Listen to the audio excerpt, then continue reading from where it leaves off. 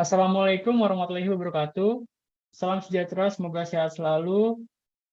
Terima kasih kepada Bapak Muhammad Bayu Wibisono, Eskom MM, selaku dosen mata kuliah analisis dan perancangan sistem, dan kepada teman-teman mahasiswa semuanya sekalian. Kami dari kelompok 1 ingin mempresentasikan hasil kerja kami dengan judul Analisa dan Perancangan Sistem Perpustakaan Berbasis Web pada Sekolah.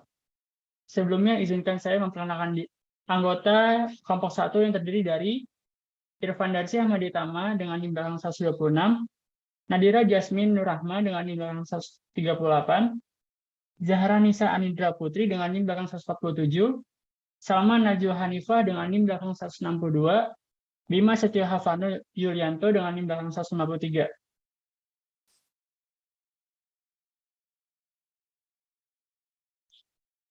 Berikut adalah pembahasan pada materi hari ini.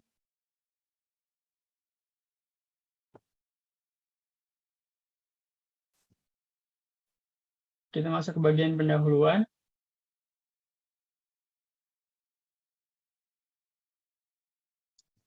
Latar belakang, sekolah merupakan sebuah institusi sarana dan prasarana belajar dan mengajar antara guru dan murid untuk memberi dan menerima pelajaran.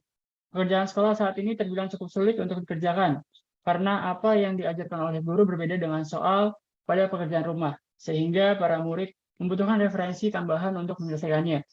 Perpustakaan sekolah merupakan tempat yang cocok untuk mencari referensi yang dibutuhkan para murid.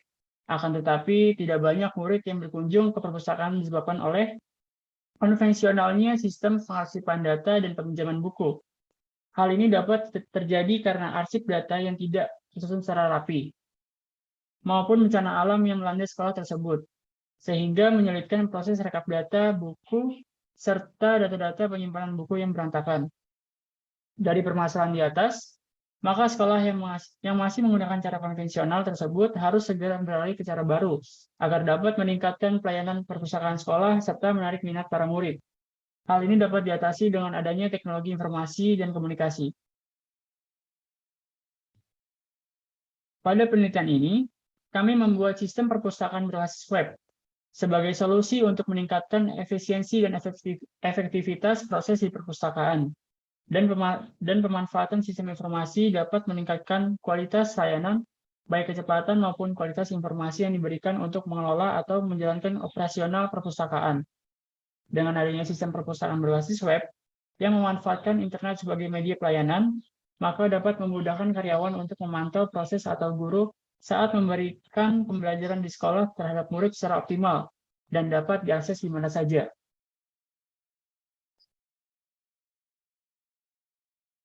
Rumusan masalah. Berdasarkan latar belakang di atas, dapat kami rumuskan beberapa masalah sebagai berikut.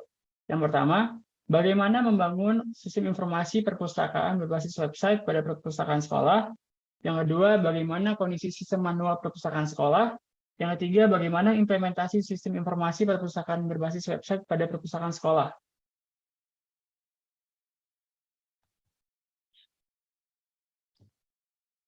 Batasan masalah berdasarkan objek penelitian kami, yang menjadi fokus dalam penelitian ini yaitu, yang pertama, bagaimana merancang website dengan fasilitas yang dapat memudahkan siswa atau guru dalam memperoleh informasi lebih lengkap tentang pengelolaan data di perpustakaan. Yang kedua, bagaimana merancang sistem peminjaman buku dan pendataan buku berbasis web. Tujuan penelitian berdasarkan masalah yang sudah dikemukakan, tujuan yang hendak dicapai dalam penelitian ini adalah sebagai berikut. Yang pertama, untuk merancang dan mengembangkan sistem perpustakaan yang sudah ada menjadi sistem perpustakaan berbasis website. Yang kedua, untuk memudahkan murid atau guru saat meminjam buku di perpustakaan. Yang ketiga, menjadikan sistem ini sebagai media peningkatan kualitas pendidikan di sekolah.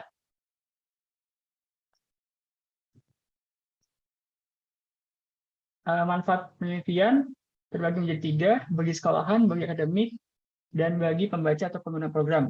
Yang pertama, bagi sekolahan, mempermudah pustakawan dalam proses pemasukan data buku di perpustakaan. Yang kedua, mempermudah kinerja admin dalam mencatat dan mengecek peminjaman dan pengembalian buku di perpustakaan. Yang ketiga, memberikan kemudahan untuk proses memasukkan data laporan sehingga output yang dihasilkan lebih akurat, cepat, dan tepat. Yang kedua, bagi akademik, Yang pertama, sebagai bahan pembelajaran dalam menganalisis dan merancang sistem, khususnya sistem berbasis website pada perpustakaan. Yang ketiga, bagi pembaca atau pengguna program. Yang pertama, untuk menambah ilmu, pengetahuan, dan wawasan di bidang ilmu komputer, khususnya dalam menganalisa dan merancang sistem. Yang kedua, sebagai referensi dalam mengembangkan sistem yang sudah ada.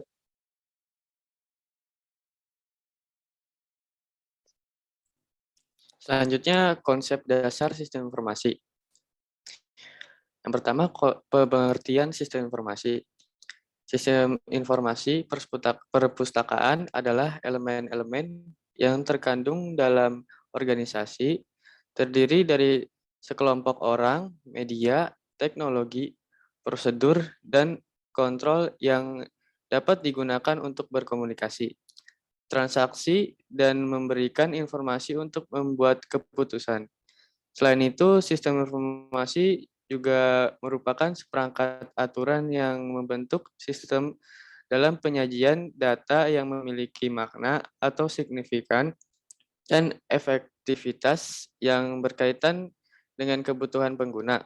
Oleh karena itu, sistem informasi perpustakaan dapat didefinisikan sebagai perangkat aturan atau elemen yang digunakan dalam organisasi untuk memenuhi kebutuhan yang ada di perpustakaan. Selanjutnya, komponen sistem informasi. Sistem informasi terdiri dari 5 sumber daya yang dapat disebut komponen sistem informasi. 5 komponen ini memainkan peran yang sangat penting dalam sistem informasi. Namun dalam kenyataannya tidak semua sistem informasi termasuk 5 komponen. Tidak semua sistem informasi mencakup ke-5 komponen tersebut. Berikut adalah komponen dari sistem informasi. Yang pertama, sumber daya manusia. Manusia memainkan peran yang penting dalam sistem informasi. Manusia dibutuhkan untuk mengoperasikan sistem informasi. Sumber daya manusia dapat dibagi menjadi 2 bagian, yaitu pengguna akhir dan ahli dalam sistem informasi.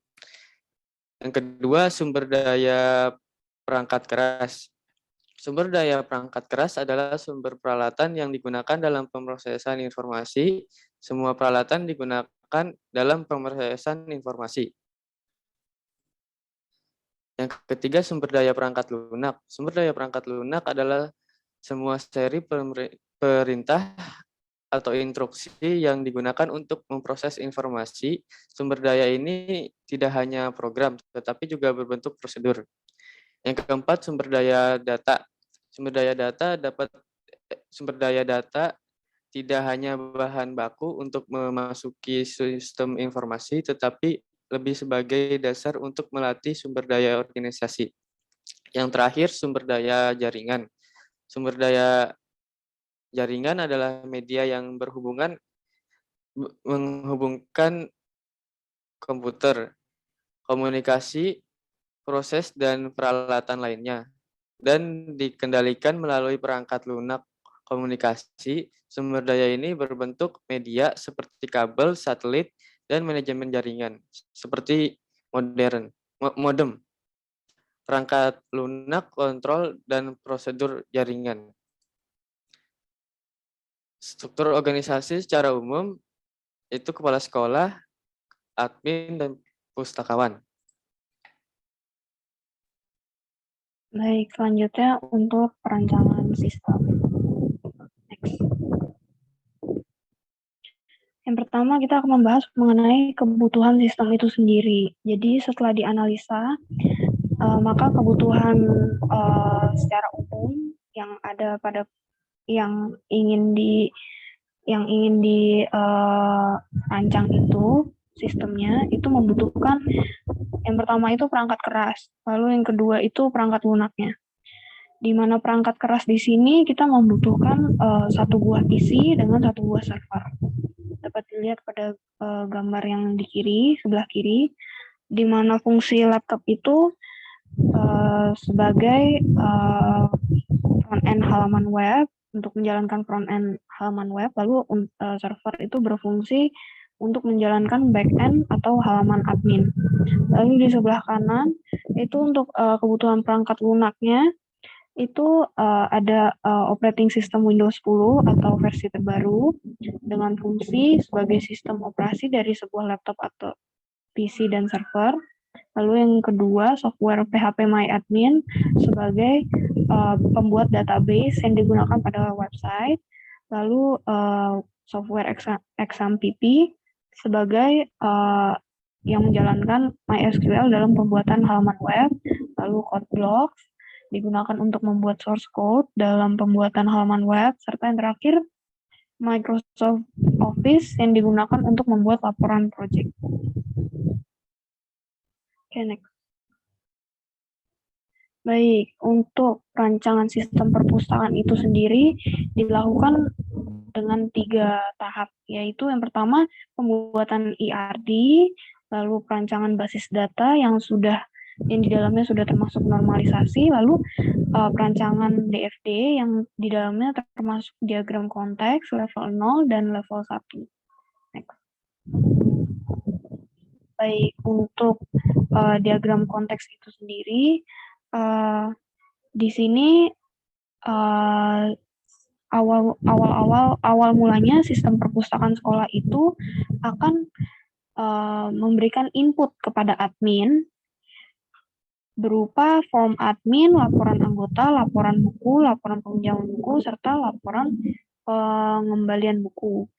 Lalu admin itu sendiri akan memberikan data admin yang sudah diisi berdasarkan form admin itu sendiri kepada sistem perpustakaan sekolah. Lalu untuk pustakawan mendapatkan input dari sistem perpustakaan sekolah berupa form pustakawan dan form buku. Lalu setelah mengisi form pustakawan dan form buku, maka pustakawan dapat memberikan input kepada sistem perpustakaan sekolah berupa data pustakawan dan data buku. Lalu yang terakhir ada input dari sistem perpustakaan sekolah kepada anggota berupa form anggota, kartu anggota, katalog buku, form peminjaman buku, form pengembalian buku, bukti peminjaman buku, serta bukti pengembalian buku. Lalu setelah anggota mengisinya dan memberikan input kepada sistem perpustakaan sekolah berupa data anggota, data peminjaman buku, serta data pengembalian buku. Next. Lalu di sini ada DFD level 0, cuma karena di sini gambarnya terlalu kecil, jadi saya hanya akan menjelaskan proses-prosesnya saja. Di sini proses yang pertama itu pendataan pengguna 1.0, lalu 2.0 itu pendataan buku, 3.0 peminjaman buku, 4.0 pengembalian buku, serta yang terakhir 5.0 itu laporan. Next.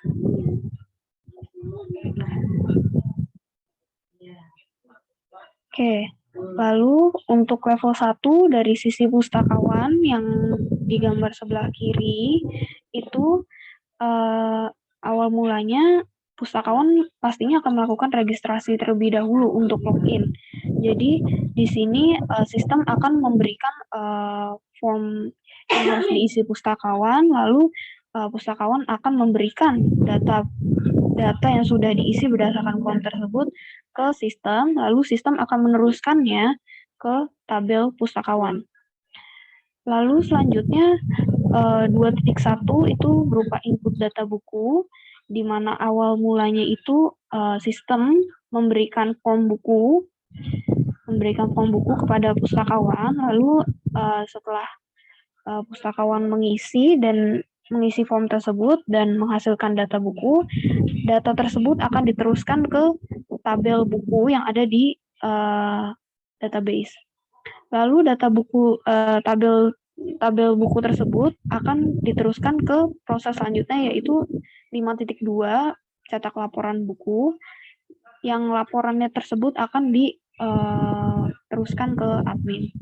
Lalu untuk yang anggota, di sini awal mulanya adalah sama halnya dengan pustakawan, di mana kita harus registrasi terlebih dahulu sebelum bisa melakukan segala aktivitas yang bisa dilakukan oleh anggota itu sendiri, di mana sistem memberikan form anggota kepada anggota, lalu anggota mengisinya, kemudian isi data tersebut akan diteruskan ke tabel anggota. Lalu setelah berhasil ditambahkan, kemudian sistem akan memberikan bukti berhasil sebagai anggota itu dengan wujud kartu anggota. Lalu yang kedua itu ada proses 3.1 input data peminjaman buku, di mana awal mulanya itu anggota diberikan katalog buku dari sistem, lalu apabila anggota berminat, maka akan diberikan form peminjaman buku. Lalu setelah anggota mengisi form peminjaman tersebut, akan diteruskan ke tabel peminjaman. Oke. Sebelumnya katalog buku tersebut didapatkan dari entitas buku yang ada di database. Oke, lalu setelah berhasil tercatat di database, maka anggota selanjutnya akan diberikan bukti peminjaman buku dari sistem yang ada. Lalu untuk 4.1 input data pengembalian buku itu awal mulanya juga sistem akan memberikan form pengembalian buku kepada anggota, lalu anggota mengisi form tersebut dan form tersebut akan diteruskan ke tabel pengembalian di database. Lalu sebagai bukti berhasilnya data tersebut tersimpan, maka sistem akan memberikan bukti pengembalian buku ke anggota. Lalu yang terakhir, proses terakhir itu cetak laporan anggota, di mana cetak laporan ini didapat dari tabel anggota, lalu tabel peminjaman, dan tabel pengembalian. Lalu tabel anggota, tabel peminjaman, dan tabel pengembalian. Lalu setelah menjadi laporan akan diteruskan ke admin. Next.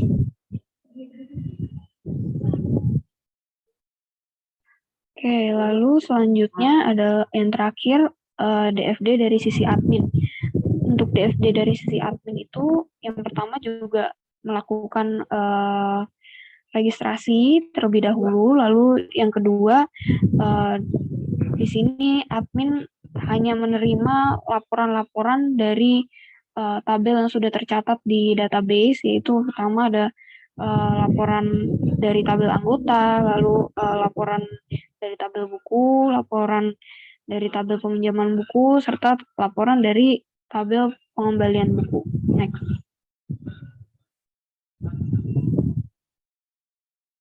Baik, untuk IRD-nya di sini untuk IRD-nya itu awalnya itu dibacanya dari kiri ke kanan, bawah, lalu kiri bawah. Nah, di sini tabel anggota itu mempunyai atribut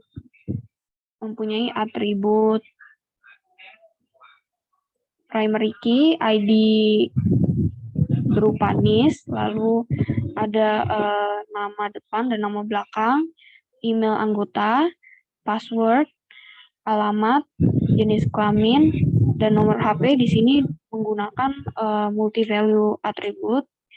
Lalu untuk tabel admin yang ini itu terdapat atribut primary key ID admin, lalu email, password, nama depan admin, dan nama belakang admin. Di sini relasi antara anggota dan admin ada dua, yaitu peminjaman dan pengembalian. Nah, di sini peminjaman itu mempunyai atribut primary key, ID peminjaman, tanggal peminjaman, batas waktu peminjaman, serta jumlah buku peminjaman. Untuk pengembalian, untuk tabel pengembalian itu terdapat ID pengembalian sebagai primary key, lalu tanggal pengembalian, serta denda pengembalian apabila melewati batas waktu peminjaman. Oke, di sini dari anggota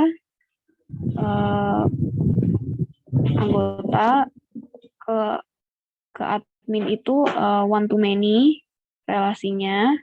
Lalu untuk admin ke anggota itu juga one to many. Gitu. Lalu ada tabel pustakawan, di mana primary key-nya itu ID pustakawan, lalu ada nama depan pustakawan dan nama belakang pustakawan, lalu password-nya, serta email pustakawan itu sendiri. Lalu tabel admin dan tabel pustakawan ini terhubung melalui relasi stok buku, di mana stok buku itu mempunyai atribut yakni jumlah buku tersedia. Oke, lalu beralih ke tabel buku. Di sini tabel buku itu mempunyai primary key ID buku, multi-value atribut pengarang, judul, ISBN, tahun terbit, serta penerbit.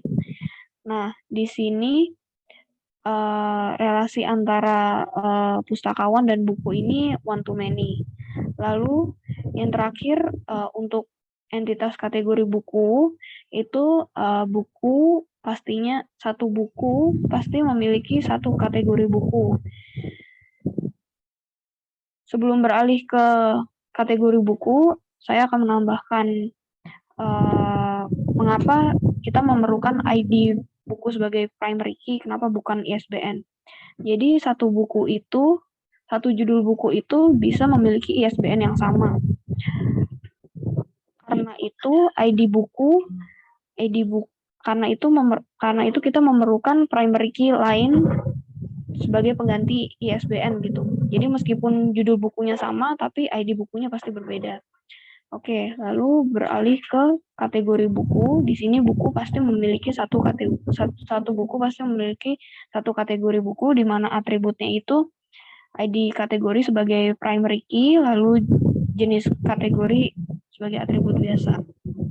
Oke, next. Selanjutnya ada pengujian dan analisa. Next slide.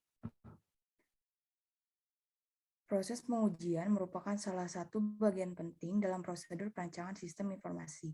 Proses pengujian dilakukan untuk mengevaluasi urutan kegiatan yang sistematis dalam mencapai tujuan sistem. Pada proses ini juga dilakukan pengujian terhadap sistem informasi yang telah dibuat serta menganalisis hubungan antar komponen dalam sistem sehingga kelemahan serta kelebihan dari sistem informasi yang telah dirancang dapat diketahui agar kualitas sistem dan pengoperasian menjadi lebih optimal. Next. Proses koneksi dengan database. Agar dapat mengakses sistem basis data yang ada, maka website harus terhubung terlebih dahulu dengan sistem basis data. Dalam PHP MyAdmin terdapat suatu fungsi siap data untuk melakukan proses tersebut. Selain itu, pada SAMPP yang terkoneksi dengan MySQL digunakan untuk melakukan proses koneksi ke sistem basis data. Tampilan antarmuka merupakan subbab yang akan menjelaskan bagaimana sebuah form dijalankan dan apa saja fungsi pada form tersebut. Next. Perancangan desain antarmuka dalam sistem informasi perpustakaan sekolah merupakan perancangan halaman antarmuka yang merupakan tampilan-tampilan layar yang digunakan untuk melakukan interaksi antara anggota, admin, dan pustakawan dengan sistem informasi perpustakaan tersebut. Analisis dan perancangan sistem yang dibahas pada artikel ini hanya sampai perancangan antarmuka saja. Next. Tampilan form login berfungsi agar pengguna termasuk anggota, admin, dan pustakawan dapat masuk ke dalam sistem. Untuk masuk ke dalam halaman login, maka klik menu login dan kemudian pengguna dapat memasukkan username dan password. Berikut ini merupakan tampilan pada form login. Next. Jika pengguna sudah terdapat tampilan form halaman dashboard, artinya pengguna berhasil melakukan login. Berikut ini merupakan tampilan halaman dashboard. Next.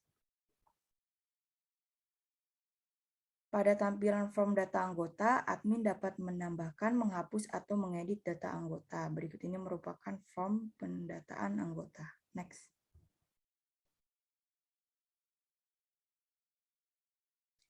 Pada tampilan form data buku, pustakawan dapat mencetak, menambahkan, menghapus, dan mengedit identitas buku. Berikut ini merupakan form pendataan buku. Next. Pada tampilan form ini, admin dapat melakukan pendataan pada buku yang dipinjam oleh anggota. Berikut ini merupakan form pendataan peminjaman buku. Next. Pada tampilan form ini, admin dapat melakukan pendataan pada buku yang sudah dikembalikan oleh anggota. Berikut ini merupakan form pendataan buku, pengembalian buku. Next.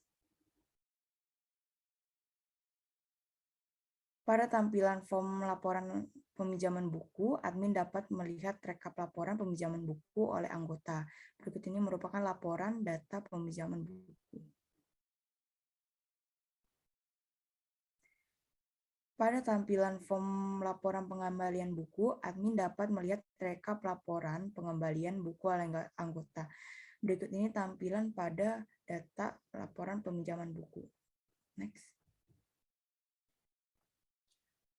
Pengujian dan analisis. Pada form peminjaman buku harus diperhatikan bahwa jumlah buku yang diisi harus sesuai dengan data yang disimpan pada database. Setelah data yang dibutuhkan oleh sistem telah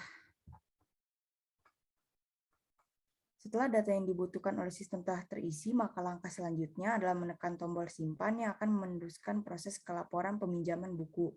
Berikut ini merupakan tabel peminjaman. Next slide. Pada form pengembalian buku harus diperhatikan bahwa jumlah buku yang diisi harus sesuai dengan kenyataan agar proses pengembalian barang dapat disimpan di database. Setelah data yang dibutuhkan oleh sistem telah terisi, maka langkah selanjutnya adalah menekan tombol simpan yang akan meneruskan ke proses kelaporan pengembalian buku. Nah, berikut ini merupakan tabel pengembalian. Next. Selanjutnya, bagian penutup. Next. Kesimpulan. Berdasarkan pemaparan di atas, maka dapat disimpulkan bahwa untuk membangun sebuah rancangan sistem informasi yang terdapat pada perpustakaan sekolah perlu dilakukan dengan beberapa tahapan-tahapan, yaitu mempelajari sistem yang ada, merumuskan permasalahan yang ada, mencari alternatif penyelesaian untuk masalah yang ada, serta merancang suatu sistem yang dapat mengatasi masalah dan mengimplementasikan sistem yang dirancang. Rancangan sistem informasi perpustakaan berbasis website ini dapat digunakan sebagai alat bantu media pembelajaran. Penulis merancang sebuah aplikasi sistem informasi perpustakaan yang terkomputerisasi dan berbasis website untuk mewujudkan perpustakaan yang terorganisasi secara baik dan sistematis. Sistem ini dapat mengolah dan mengelola data perpustakaan menjadi lebih mudah dan cepat sehingga menghemat waktu dan menghindari kesalahan akibat pemrosesan data secara manual. Pengguna dan admin juga dimudahkan dalam proses peminjaman atau pencarian buku di perpustakaan sekolah karena sudah terkomputerisasi. Perancangan yang dilakukan untuk membuat sistem informasi perpustakaan ini meliputi perancangan sistem hingga pengujian website agar memudahkan admin dan perpustakawan dalam mengelola perpustakaan sekolah secara efektif dan efisien. Next. Saran. Adapun beberapa saran yang dapat bermanfaat adalah sebagai berikut. 1. Untuk penelitian selanjutnya, sebaiknya ditambahkan penggunaan bagan alir agar langkah-langkah untuk menggambarkan sebuah proses yang diusulkan dari suatu program mudah dipahami dan sistematis. 2. Untuk penelitian selanjutnya, sebaiknya ditambahkan DFD pada level lanjutan agar lebih detail mendefinisikan jumlah input dan output prosesnya. Serta yang ketiga, untuk penelitian selanjutnya, sebaiknya dilakukan pembaruan pada perancangan antarmuka dan sistem informasinya karena seiring berjalannya waktu akan lahir lagi fitur baru yang lebih memudahkan pengguna dalam mengoperasikannya. Next. Berikut sumber referensi yang kami pakai dalam makalah kelompok kami. Next. Sekian presentasi dari kelompok kami. Kami mohon maaf apabila ada kesalahan kata dalam menyampaikan. Dengan ini, presentasi kami tutup. Terima kasih. Wassalamualaikum warahmatullahi wabarakatuh.